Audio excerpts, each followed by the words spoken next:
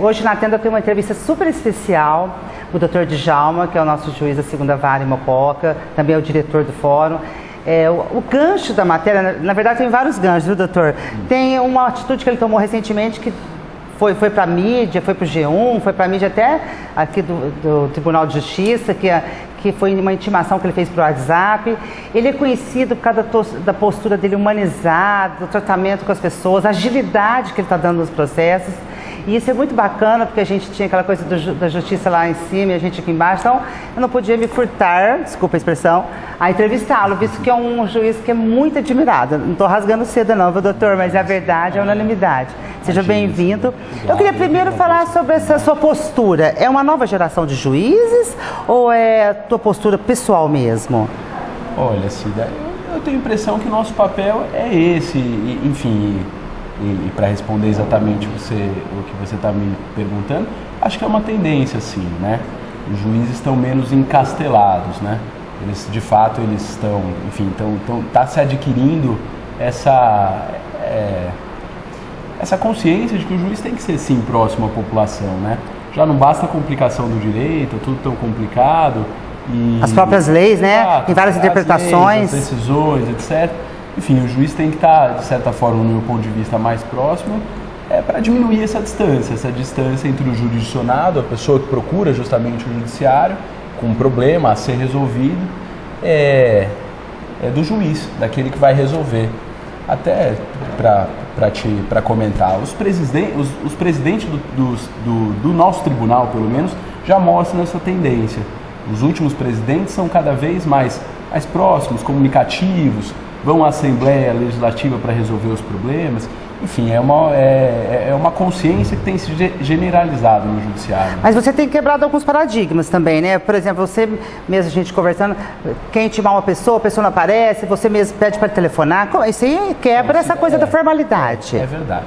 A formalidade, ela aparece como uma garantia de que o direito que está sendo discutido será discutido corretamente, que o processo se desenvolverá corretamente. Então, as formalidades elas são garantia, né? Garantia para o jurisdicionado. Por outro lado, elas não são uma finalidade em si próprias. Elas hão mesmo de ser mitigadas para facilitar justamente a entrega do direito, a entrega daquilo que se procura no judiciário. E realmente pessoalmente eu tenho segurança para ter esse tipo de atitude. É o exemplo que eu estava te dando informalmente. As audiências, por exemplo, a forma natural de intimar é por oficial de justiça, por carta, etc. Meios formais. Por muitas vezes se inicia a audiência e a gente verifica que a testemunha nos fez presente. Enfim, é do ser humano o esquecimento, é do ser humano, enfim. Imprevistos, né? Imprevisto, etc. E diante disso, considerando que nossa cidade não é assim tão grande, por vezes a gente toma essa iniciativa. O que você faz? Eu mesmo muitas vezes já fiz isso. Eu passei a mão no telefone. A pessoa não deve nem acreditar, né? Olha, que o juiz está falando, etc. Você tem uma audiência aqui hoje comigo. Às vezes a pessoa, puxa, eu não sabia. Então dá para vir para cá? Dá para esperar 20 minutos? Dá. Pode vir que dá. E essa história do WhatsApp? Então, isso foi a primeira vez que você... Foi a primeira vez. Foi num contexto parecido. É o seguinte, a pessoa, claro, sem revelar o nome, etc. Claro. A pessoa era uma mulher com um problema de violência doméstica, ela foi ameaçada pelo marido, uma ameaça séria. No momento que ela teve a oportunidade, ela saiu de casa, conseguiu sair de casa para buscar socorro, foi na delegacia, comunicou o problema, o policial a atendeu, fez o boletim de ocorrência, a propósito até levou a moça para um lugar seguro, conseguiu lá um refúgio para ela na guarda, foi uma coisa bacana por parte do policial. No dia seguinte o caso chegou ao plantão judiciário. Também havia a notícia no próprio inquérito policial de que ela se deslocaria para a casa da mãe em outra cidade, em Santa Cruz das Palmeiras, a uns 70 quilômetros. Então, pelo que havia de informação no processo, ela estava, enfim, em trânsito, né? E, por outro lado, era o caso de concessão de medida, realmente ela estava em perigo. Diante disso, as medidas foram deferidas após o parecer do Ministério Público e a gente resolveu, a nossa equipe, comunicá-la por WhatsApp. E deu uma repercussão, né? Exato. Tem o número de telefone dela aí? Falei para o André Lebrão, nosso escrivão. Tem. Puxa, então vamos mandar um WhatsApp para ela, encaminhando cópia da decisão e contando que foi deferida a medida. E foi feito. Ela até respondeu de um jeito, para mim, pessoalmente, até me emocionou, porque ela agradeceu, falou que agradecia em nome do filho, que a gente estava com isso preservando a vida dela, a vida do filho. Foi realmente gratificante. Demoraria quanto tempo um processo desse, por exemplo? O problema é que a pessoa em curso não tem como ser intimada, e até precisaria chegar a rigor o endereço dela. Ela estaria naquela angústia, aquele medo? Disso, enfim, ia ter que mandar um oficial de justiça. Ia ficar mais caro? Mais caro, demorar, e ela sem saber o que aconteceu. Aliás, você foi para mim da preocupação também de poupar um pouco a parte financeira, né? Visto que a gente mesmo que paga. Exato. Se nós particulares estamos com dificuldade, o Estado está com muito mais. É notícia, enfim, todo mundo sabe disso. Estados, inclusive, parcelando o salário de servidores, etc. Então, os recursos são muito caros, não podem ser desperdiçados, né? Então, na medida em que uma audiência, por exemplo, se repete porque as testemunhas não vieram, às vezes porque não foram avisadas, às vezes porque não, enfim, porque esqueceram, é custo para o Estado, é o salário do juiz, é o salário do escrevente, é o papel, é o tempo, etc. A locomoção. A locomoção, as intimações. Enfim, a ideia é realmente economizar. Bom, desse jeito que o senhor anda, com essa postura que o senhor tem, eu imagino que você vai zerar, né, a fila, os processos. Agora com a inauguração do Sejusc ainda. Isso vai nos ajudar. Sabe que Você tem uma porcentagem? Então, eu tenho. Na verdade, desde que a gente chegou aqui, eu cheguei aqui, tinham cerca de 4.000 e tantos processos, 4.000 e sei lá, e mais de 500 processos cíveis em andamento. Hoje são 2.200. Exemplar, a gente tem conseguido diminuir os feitos em andamento e, por outro lado, tem conseguido resultados mais rápidos. Até ações civis públicas, por exemplo, que são procedimentos que demoram, etc., a gente tem julgado em menos de um ano, então ações que por vezes demoram anos. Às vezes essas ações assim, de família, por vezes em 45 dias estão sentenciadas.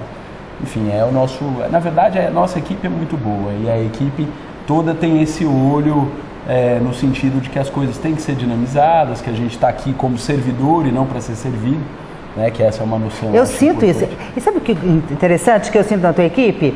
Porque a cidade pequena, como você disse, a gente tem acesso.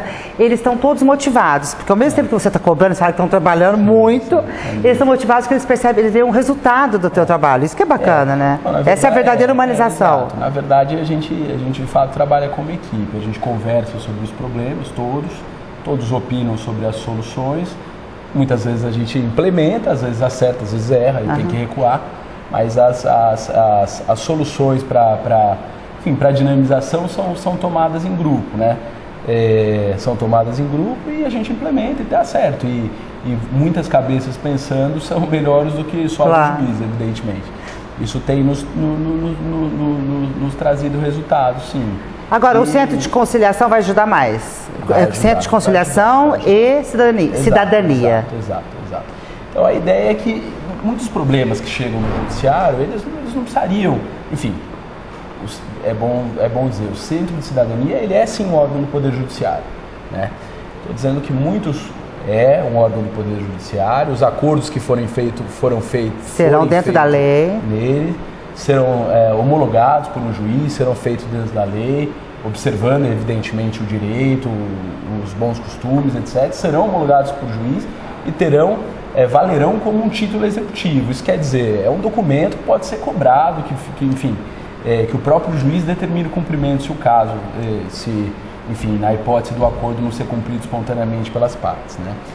Mas sobre o que você me perguntou, a ideia é que muitos problemas que chegam para o juiz resolver por meio de sentença, eles poderiam ser resolvidos numa conversa, né? Por vezes, eu às vezes falo em audiência, o ser humano age achando que está com razão. Dificilmente a gente faz alguma coisa sabendo que está errado. Na verdade, a gente... E às vezes naquele momento você pensa de um jeito, depois pode pensar de outro. Exato. E muitas vezes essa conversa, exatamente, faz com que a pessoa tenha a visão da outra, porque a outra agiu daquela maneira e consiga compreender. Se colocar no lugar do outro, né? Se colocar no lugar do outro. Esse é o papel. Essa é a chave da questão. Pelo jeito você se coloca sempre no lugar do outro. Então, jovem, como que é isso? É uma filosofia? Na verdade, eu procuro mesmo, sabe? Que eu hoje mesmo falei para uma amiga do Poder Judiciário. é que a gente tem que lembrar que atrás do processo tem uma pessoa com um problema, né? Não é um documento, não é feito papel. pra gente, exato, não é feito pra gente chutar, pra gente, enfim, por fim, como se fosse né? Aquilo é feito porque tem um problema por trás dele que há de ser resolvido, foi trazido pra gente para ser resolvido. Então as decisões de fato elas têm que ser exequíveis, elas têm que pôr fim ao problema e, enfim, a gente trabalha aqui também com essa ideia, né? É o que a gente... que bom, doutor, que existe juiz como você. Não, imagina. Mas isso é bom dizer, até assim, né? Isso é normal no Poder Judiciário, né? Isso tem cada vez mais acontecido, né? A visão dos juízes tem sido essa, de resolver, de que enfim, não se trata de nobres e, enfim... Na verdade, enfim, estamos no mesmo pé de qualquer pessoa e mais do que isso... Um pouquinho acima, servir, podendo ajudar todo mundo. Aqui para servir, né, como servidor. Né? Assim, qual que é a tua... Bom, poderia ficar horas aqui conversando, né? Muito agradável. Qual que é a justiça ideal para você? Você trabalha com família, acho que o maior dos problemas é família, criança... Na verdade, a justiça tem que ser rápida e efetiva, do meu ponto de vista. A justiça tardia, ela já não é justiça. Então aquela frase antiga, a justiça tarda, mas não falta, né? Não falha. Mas não falha. Eu acho que em termos. Tá por fora agora. Em termos.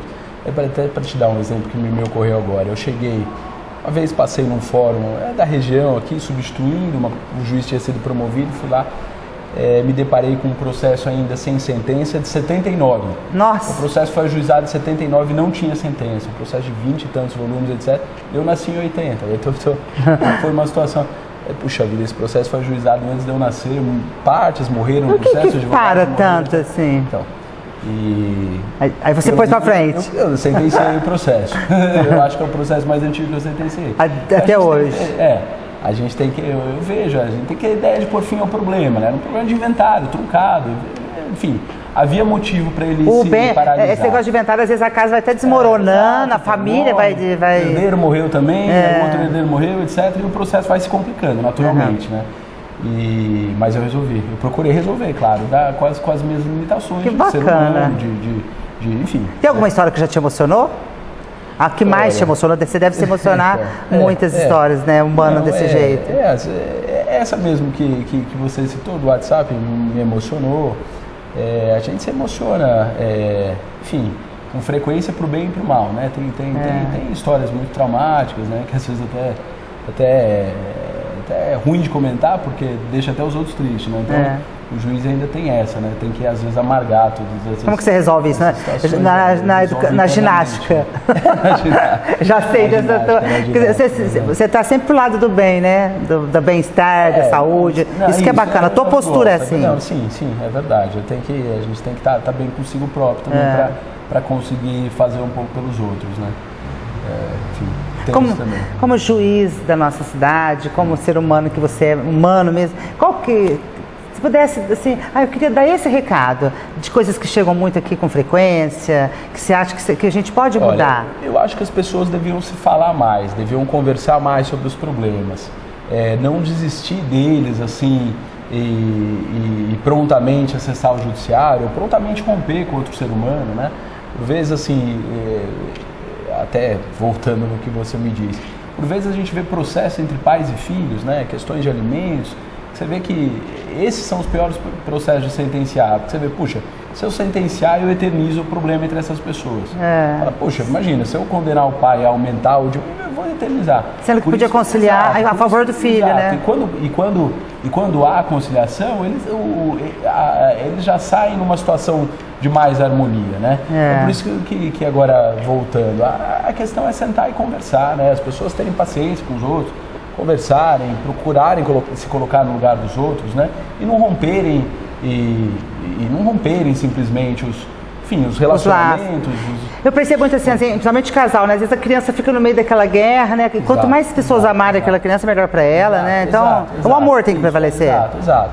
Isso é algo que eu até sempre falo, escuta, quando às vezes vejo um casal, escuta, tem uma coisa que eu tenho certeza que vocês têm em comum, é o amor pelo filho, vocês têm uma posição diferente em relação a valores, a casa, etc, mas e quanto ao filho, os dois querem o bem dele, isso sim. E daí até muitas vezes sai o acordo justamente quando você lembra para eles que os dois querem o bem do filho, então a partir disso as coisas se resolvem. Doutor, de qualquer forma, apesar de com todas as formalidades, eu posso dizer que o judiciário está sempre de portas abertas para gente? Sempre de portas abertas, né? O Poder Judiciário e o Ministério Público. Eu sempre falo, às vezes o pessoal, olha, o problema, veja, o fórum enfim, é a casa do cidadão. É para defender o cidadão. Exato. É bom que se diga, por vezes não dá para trazer um problema sem petição, etc., falar com o juiz, enfim. Mas aqui é o lugar em que se resolvem problemas. Pelo menos os problemas agudos não saem sem resposta daqui. Não vai entrar uma pessoa, escuta, eu estou sendo perseguido aqui, eu estou com um problema, meu vizinho me ameaçando, eu vou falar, desculpa, não é aqui. Isso não acontece. Isso não acontece aqui, isso não vai acontecer. Aqui vocês resolvem. Aqui a gente resolve. O Ministério Público também está aqui para isso, o Judiciário é o último, não deixa de ser o último soldado, enfim, desse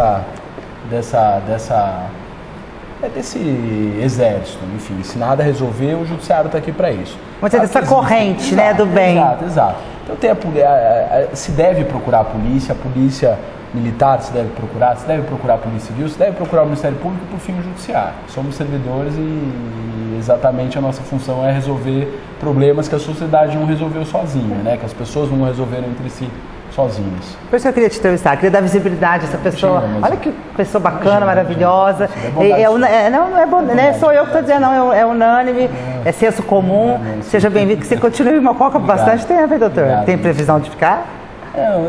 Sim, então, né? Vou ficar, claro, eu vou ficar. Enquanto minha carreira permitir. Enquanto for para desembargador, etc. né? Enquanto as coisas, a vida me permitir. Mas eu tô com. Enfim, eu tô aqui para ficar, moro aqui. Mococa é uma cidade boa? Mococa é uma cidade ótima. Então tá uma ótima cidade, eu gosto muito de morar aqui. Tá bom, gostamos muito da sua presença. Obrigada, viu?